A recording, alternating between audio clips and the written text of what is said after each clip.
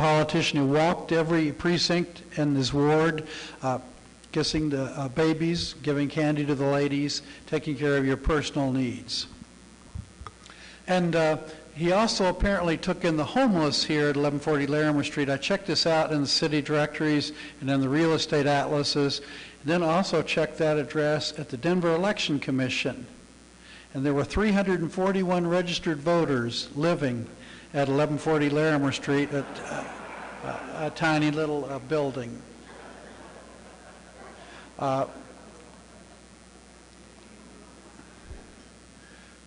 These taverns attracted people, lots of different goods and services. One of the most respectable was a reading room. We didn't have our wonderful Denver Public Library until 1889. That's 31 years after the city was founded. We finally get a free public library.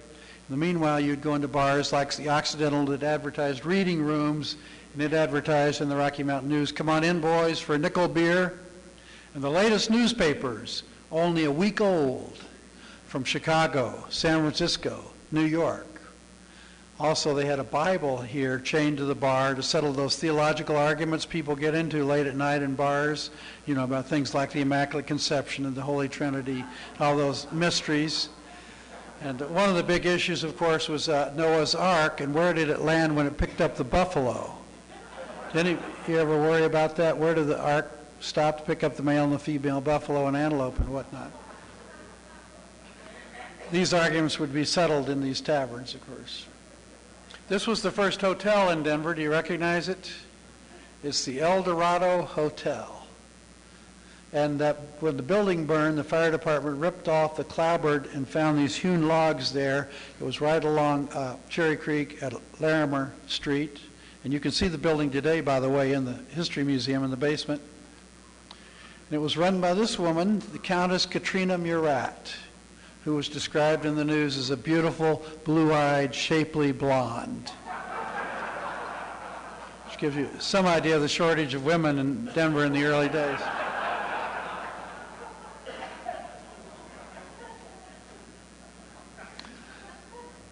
I think Dan Ritchie just spoke to you folks, right? Did he explain the origins of the Denver Center for the Performing Arts? Or I should say, excuse me, the Denver Performing Arts Complex. This is at Mademoiselle Carlista's tightrope walk across Larimer Street in 1865. And you can see half the territories turned out there to see her on her walk. Sandy Adams, have you ever done this, the tightrope walk across Larimer Street? Yeah, I thought you would have. She did this every night in the bar from a balcony in the back to the stage of the Criterion Saloon.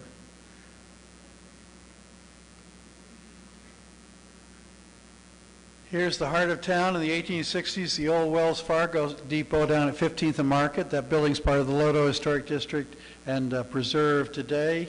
It was an art gallery in the last use. I think it's now up for rent again.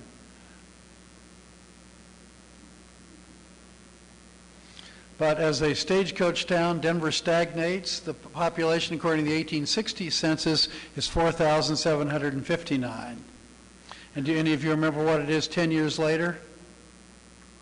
The city father said, wait, we're going to pass San Francisco, we're going to catch up with Chicago, we will be the great city of the West.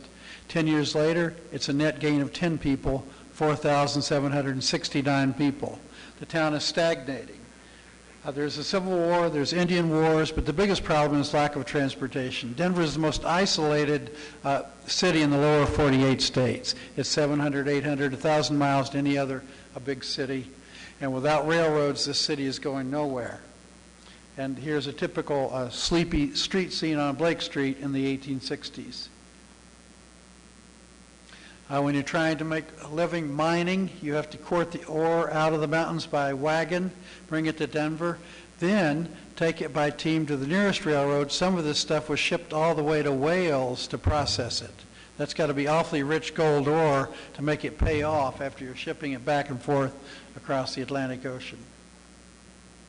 The answer is railroads, but Denver is bitterly disappointed when the Transcontinental Railroad, the Union Pacific, decides to go not through Denver, but through Cheyenne, the town they create, the Union Pacific creates. You may remember the story that Colonel David Dodge, the chief engineer of the Union Pacific was brought to town by buyers who said, there's just a few small hills west of Denver, you won't have any trouble, Mr. Engineer, designing a road over those. Dodge and his men are caught in a snowstorm in October up on Berthoud Pass, where they're trying to figure out how in the heck do you get a railroad over Berthoud Pass, which has never been done, by the way. And they quickly decide it's going to be a lot easier to go through Wyoming, where you're dealing with a 5,000-foot pass instead of an 11,000-foot high pass. At this point, Byers and Evans come into play, and I think Denver's history is best explained by some of the incredible leaders we've had, like Governor John Evans, and by William Byers, who didn't give up. They didn't move to Cheyenne like half the town did. Denver was losing population. They said, no, if the railroads won't build us, we'll build to them. And they actually raised the money, got volunteers to chop down the ponderosa trees and build these ties, and laid a 106-mile-long Denver Pacific Railroad and Telegraph Company up to Cheyenne, completed in 1870. Excuse me. And here's some of that track laying going on. And from there on in, it's easy. Denver builds a great Union Station and becomes the rail hub of the Rockies, the same way Chicago had become the rail hub of the Midwest. And here's a view from the top of Union Station looking up 17th Street. That Denver City Railroad Company is still there. It's the streetcar lofts today. And it was a great transportation system we had. By the 1870s, you got off the train at Union Station, walked across the street, and got on one of these horse-drawn streetcars to go out to all the neighborhoods in Denver, and even to Aurora or Lakewood or Littleton, Englewood, with a mass transit system. And this is a letter back from a woman who wrote this in 1904 saying, "Dear Gertrude," and she's talking about how the horse pulls that car up Broadway and then gets in the back and rides back down Broadway into Denver.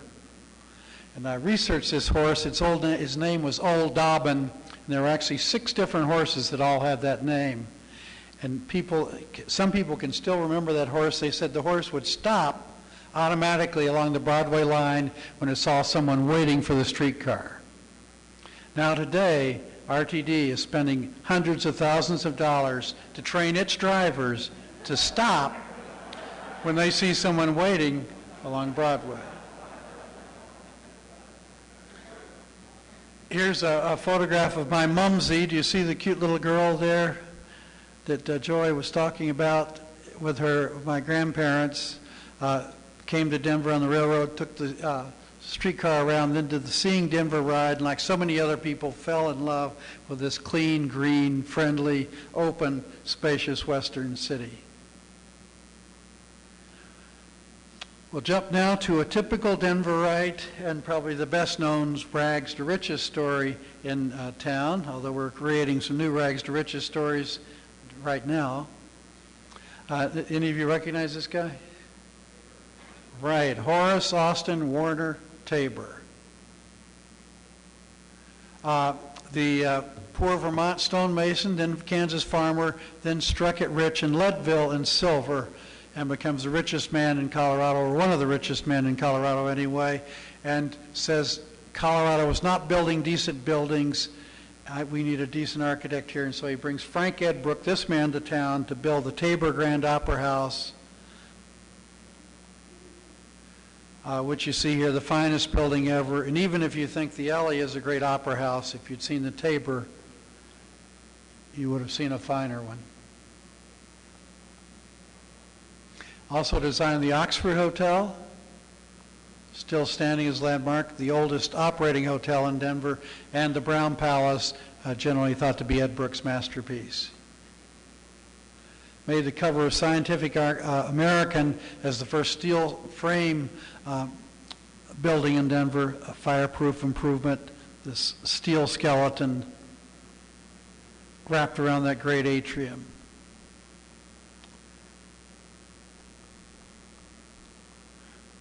This is the what happened in the 1930s when the Emily Griffith Opportunity School offered a new course, Goal Panning 101. And I think if times get tougher, they're thinking